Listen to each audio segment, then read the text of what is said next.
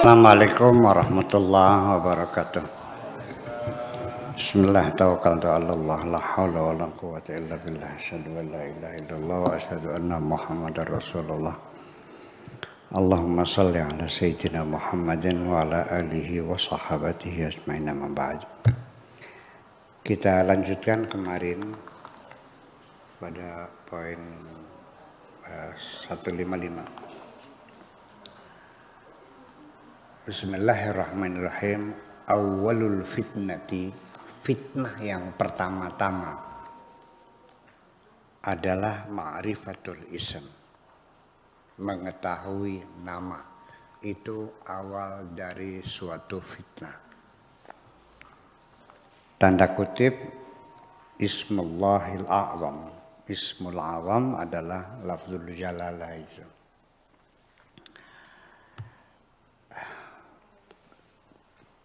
Saya ingin ngasih pendahuluan dulu supaya kira-kira nanti ini soalnya bahasanya bahasa isyarat semua ini.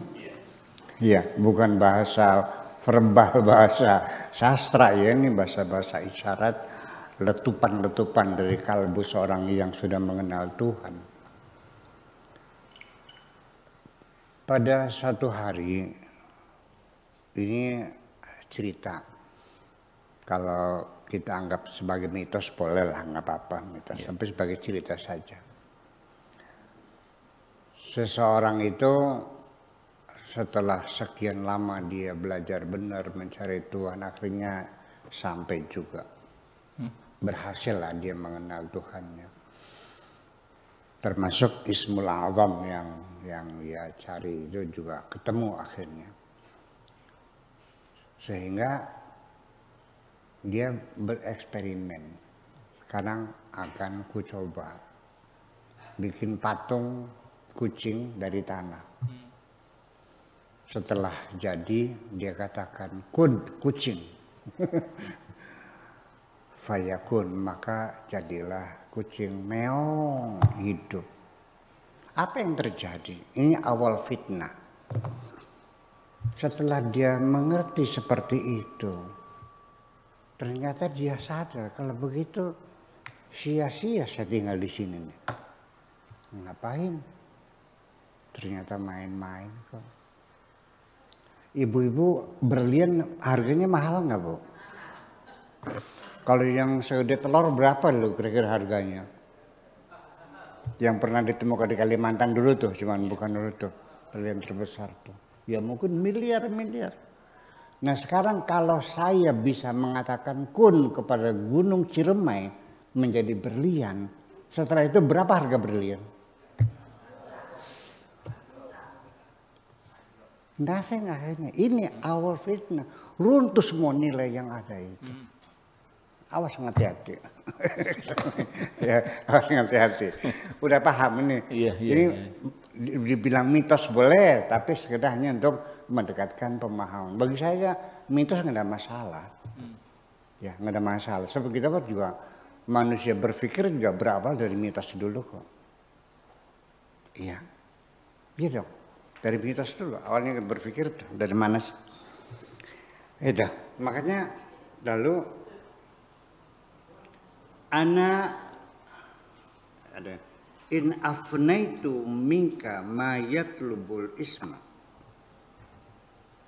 Ketika aku musnahkan minka dari kamu, mas terhadap sesuatu yatlubul isma yang menuntut isim, menuntut nama.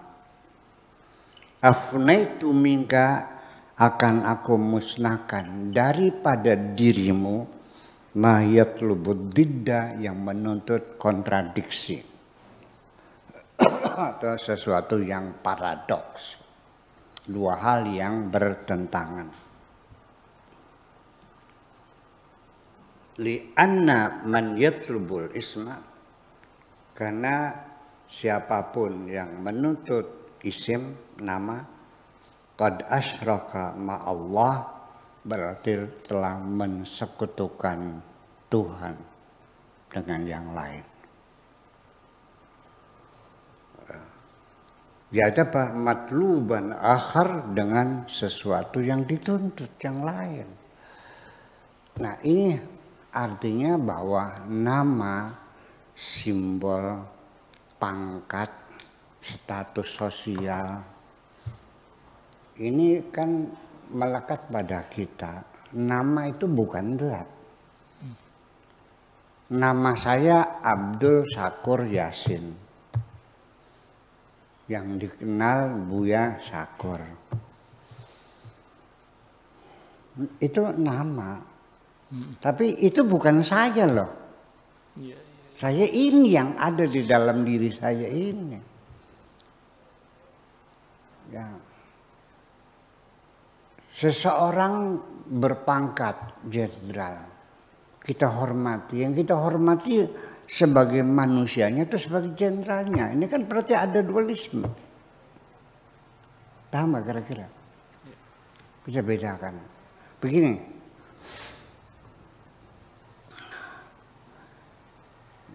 Cerita ini sudah berulang-ulang tapi nggak ada masalah lah.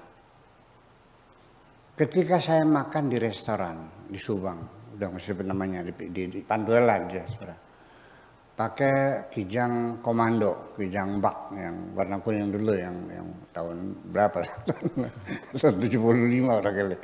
Iya, saya pakai. Saya datang situ makan, iya makan, masuk sendiri, duduk sendiri, ambil nasi sendiri, makan sendiri, bayar sendiri. Tapi ketika saya datang lagi pakai mobil BMW seri 7, ya mobil mewah, lain penerimaannya kok. Pintunya dibukakan, saya dipersilakan masuk, kursinya disorongkan, bayangkan. Saya senang nggak? Enggak. Karena saya sadar dia lagi menghormati mobil saya. Iya. Berarti yang dihormati siapa? Mobil. Nah itulah karena melihat mobil saya. Apalagi melihat namanya yang sering lihat YouTube Buya Syakur. Jadi nama saya yang dihormati, saya emang gaji. Ya kan begitu. Pangkat saya, status saya, jabatan saya, kekayaan saya. Itu berarti kan mensekutukan saya dengan yang lainnya. Oke. Sudah masuk pikir dulu kira-kira begitu. Akan tetapi juga kita masih sadar di dalam Al-Quran ada ayat yang mengatakan ayyama tad'u falillahil asmaul husna. Betul nggak? Apapun yang kau minta, cobalah sebutkan asmaul husna itu. Lah, jadi kita memanggil nama Allah. Artinya apapun yang kau minta, sebutkan saja nama Allah itu. Kalau kamu pengen kaya, panggillah Tuhanmu, ya Ghaniyu atau ya Mughni. Kalau kamu ingin naik pangkat, dapat jabatan, jadi bupati, jadi gubernur, apa panggilannya? Ya Wahhab. Kalau ingin disayang, dikasih orang ya Rahman, ya Rahim. Kalau minta rezeki, ya Razak. Kalau begitu manggil nama juga dong. Nah inilah maka ayat ini juga perlu ditafsirkan. Ya, memanggil nama itu bukan nama yang kita minta, tetapi zatnya yang kita minta. Iya kan? Nah, jadi nama lalu kita sekarang bergeser lagi dari sisi perspektif linguistik bahwa nama itu dari sisi perspektif linguistik itu sangat penting sekali. Nama sangat-sangat penting sekali. Apapun di dunia yang wujud terlihat atau berupa konsep-konsep, terma-terma keilmuan, dari sisi terminologinya, itu harus diberi nama. Untuk apa? Untuk membedakan dari yang lain. Ini orang tanpa nama, bingung nggak? Bingung. Supaya bisa dibedakan dengan Kang Maman, dengan Kang Beno, dengan Aas, dengan Haji Fuad dan sebagainya, maka ini orang harus diberi nama, namanya Pak Afkar. Kalau tidak ada namanya, ya bagaimana cara memanggilnya? Ya. Ketika saya panggil Pak Afkar, saya bukan memanggil nama Pak Afkar, memanggil jati diri, memanggil pribadi Pak Afkarnya yang namanya Afkar. Begitu berbeda sedikit saja suatu benda materi yang fungsinya jelas untuk minum, ya kita kalau minum pakai gelas itu namanya gelas. Tapi karena gelas ini bermacam-macam bentuknya, ya harus diberi nama berbeda dong, supaya membedakan.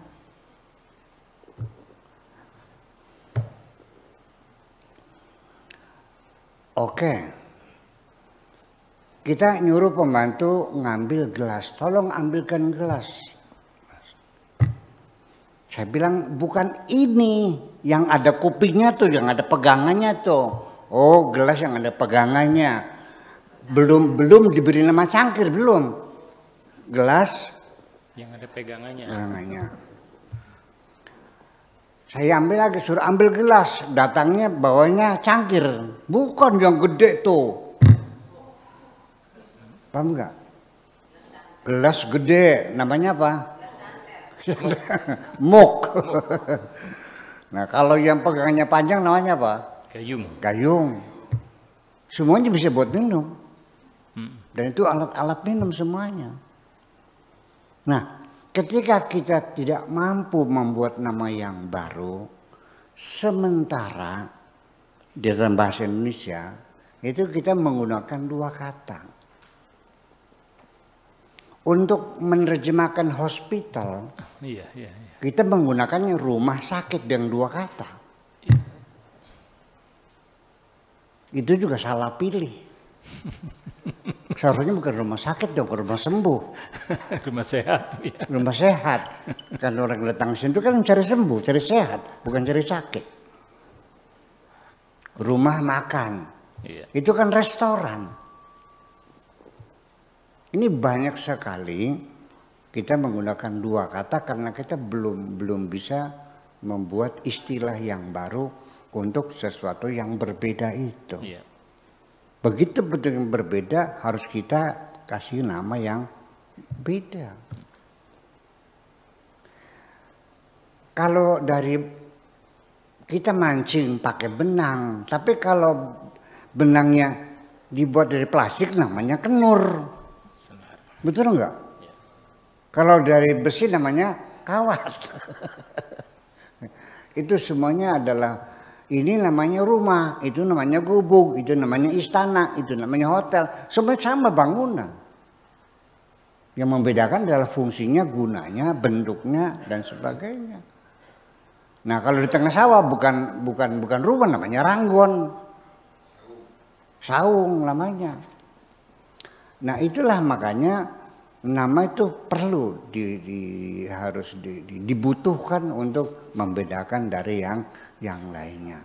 Terkadang nama sendiri itu berubah dari satu zaman ke zaman yang lain.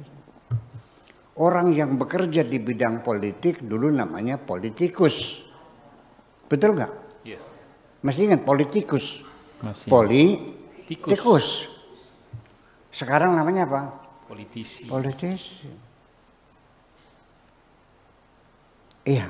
Dan seperti itulah kira-kira semua berubah dan kadang-kadang berubah bahkan menjadi berubah total bahkan menjadi hilang karena perkembangan zaman, perkembangan ilmu pengetahuan menjadi semuanya bergeser dan sekarang di hadapan kita muncul nama-nama baru, istilah-istilah elektronik, istilah-istilah komputer, istilah internet yang dulu nggak ada, skip tuh nggak ada dulu, betul nggak?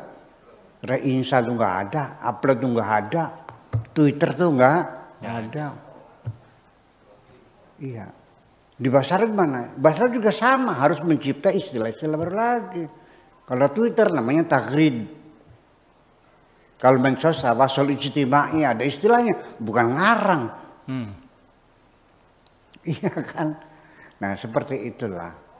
Kalau ini namanya jawala, handphone itu namanya jawala.